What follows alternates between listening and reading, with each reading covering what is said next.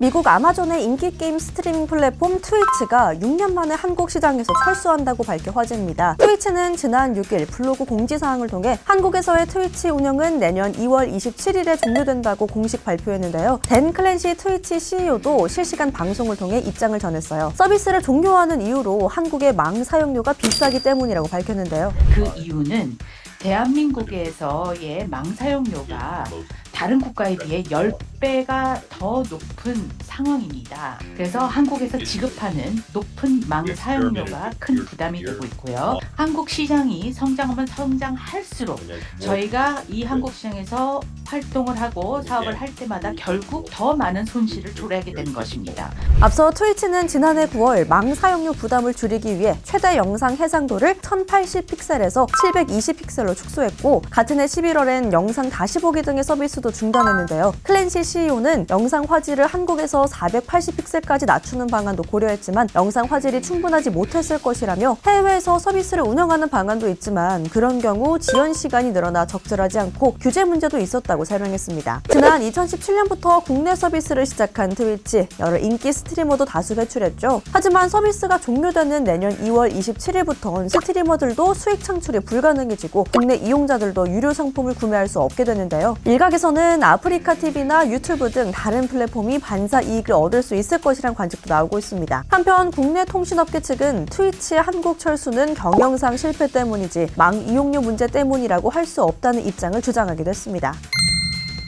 지하철역에 가면 자주 보이던 이것, 다들 한 번쯤 보신 적 있으실 텐데요. 주로 물품 보관함 옆에 자리 잡고 있는 이 초록색 기계, 일명 해피스팟이라 불리는 보조 배터리 대역이에요. 하지만 언제 봐도 늘 작동이 멈춘 채로 지하철 공간만 차지하고 있었죠. 쓸모없이 방치됐던 이 보조 배터리 대역이가 지하철역에서 사라집니다.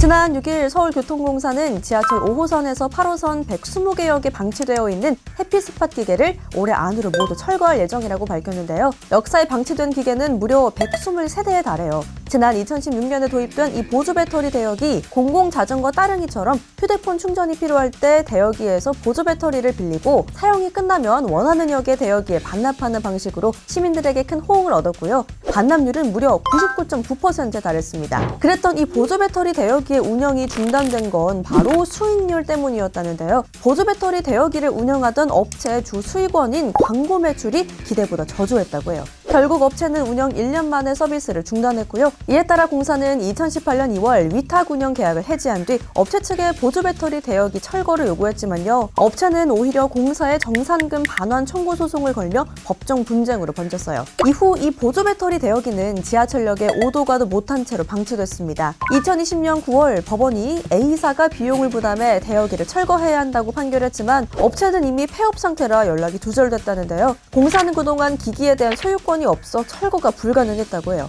공사 측은 내용 증명 발송 등의 절차를 진행한 끝에 모든 기기를 강제 집행 방식으로 철거하기로 했다고 설명했습니다. 여러분, 날씨가 많이 포근해졌죠? 그런데 이럴 때 감기를 더 조심해야 돼요. 저도 걸렸거든요. 이소의 좋아요 구독도 잊지 말아주시고요. 저는 다음 주에 다시 만나요. 안녕!